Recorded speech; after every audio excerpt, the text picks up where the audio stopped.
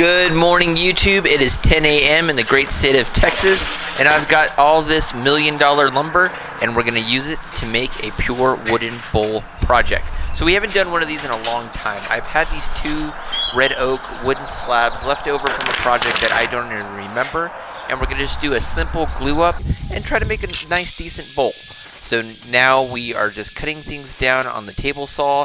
Please excuse my lack of safety. I am sorry.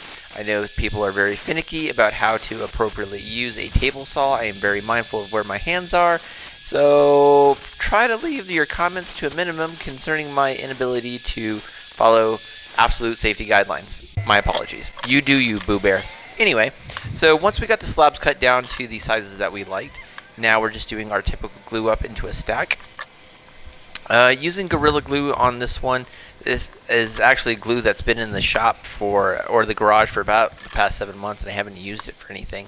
So I'm not sure when I'm going to release this. Either I'm going to release this video in the summer or the fall. Either way, I completed this bowl back in May of 2021. So all we're doing is just doing our initial glue up and getting everything stacked nice and neat. And then we're going to come back here in just a little bit and hit it with the clamps. I am very non-stingy with the glue. I am a strong believer because when I first started getting into woodworking, I didn't use enough glue. I use a crazy amount of glue. I find that to be way more effective. And you can never have too many clamps. I heard this funny joke today on TikTok about, hey, how many clamps does a woodworker need? And the response is always one more. Absolutely true. So we got everything clamped up.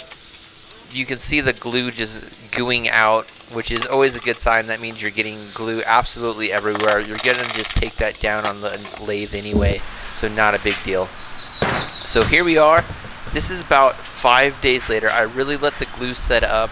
I used to just do it within 24 hours, even though Gorilla Glue is really good stuff. You probably could do it within 24 hours, but just for the sake of argument, I usually will let it set up for at least 5 days before I take the clamps off. I want everything nice and adhesed before we actually start to turn it on the lathe. And I didn't have a lot of problems, but I have been doing mostly epoxy and wood mixture projects, so it was a little bit different once I got everything on the lathe. There's the faceplate. Obviously, we didn't need any glue.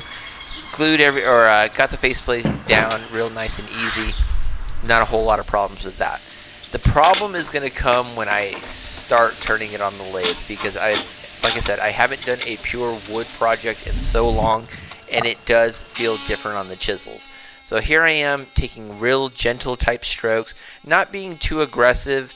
My tools are sharp. I sharpened my gouge right before we started, but it has been such a long time that I've kind of forgotten what it feels like to do just wood type projects. And for all you woodworkers and bowl turners out there, I'm sure you guys run into the same thing.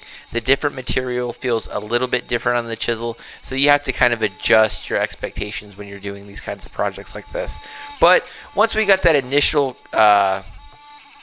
edges worn down, it typically went pretty smooth. Because it's in a square block, you have to really just take your time. We're getting more dust.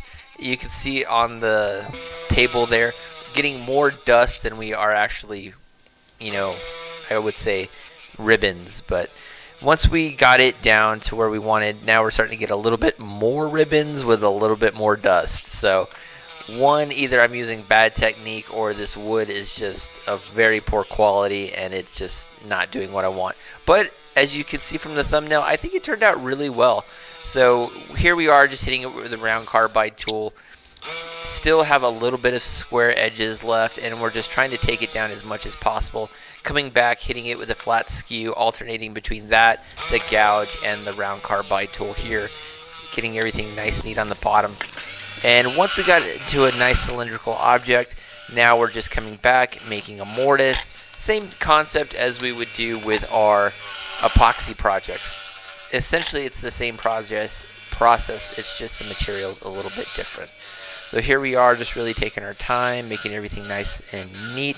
And those planks were very thin and small, so my fear was once I started to do the mortise and reverse it on the chuck, it was going to splay out because the plates were so thin between. So once I got into a nice little rhythm there, made sure everything fit nice and neat.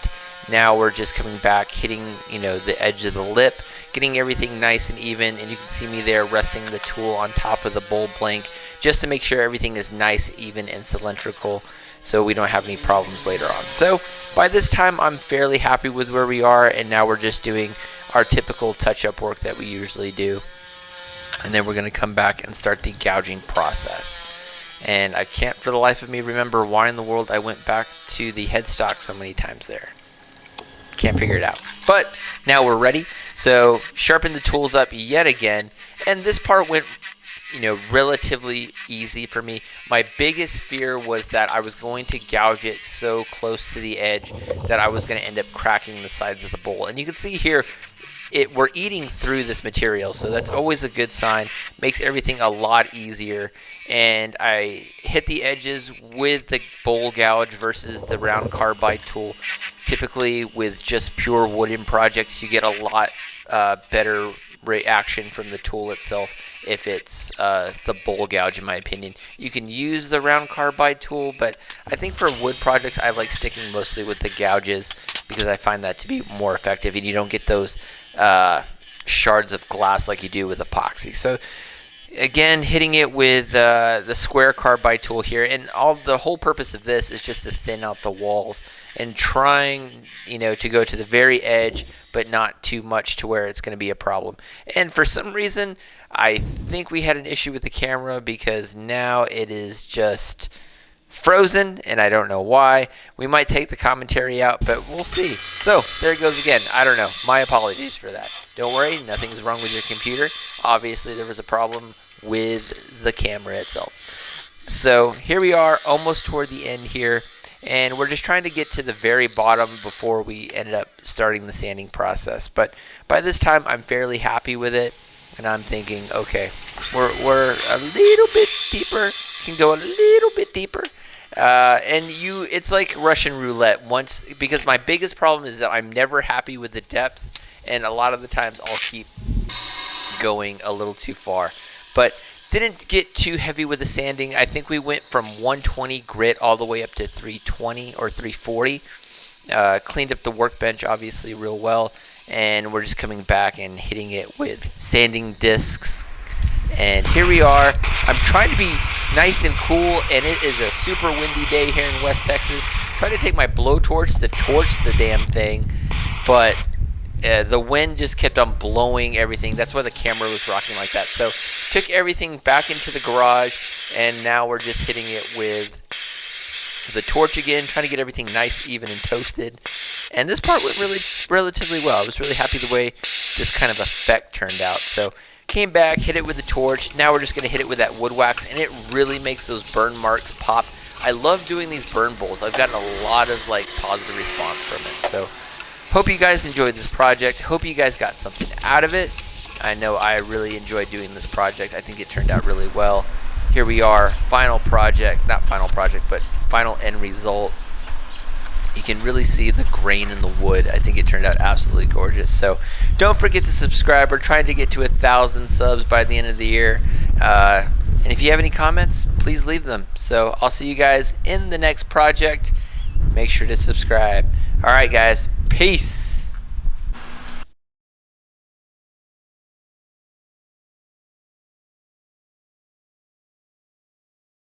All right, so project is done. This looks a lot better than that other wood bowl that I did that had the, the burn in it, but this is a red oak, I think, is what this initially was. But overall, really happy the way it turned out. Nothing too catastrophic happened on it. Glue up went real well. Cutting it down went real well. Smells horrific. It's all that probably chemicals they put in the wood. But with the lumber prices being what they are, this can't let anything go to waste. So hope you guys enjoyed this project. Trying to get to 1,000 subs before the end of the year. Today is May 21st. You guys are probably watching this sometime in the fall, November, December probably. So hope you liked it. Hope everybody's having a great winter, and I'll see you guys in the next project. Peace.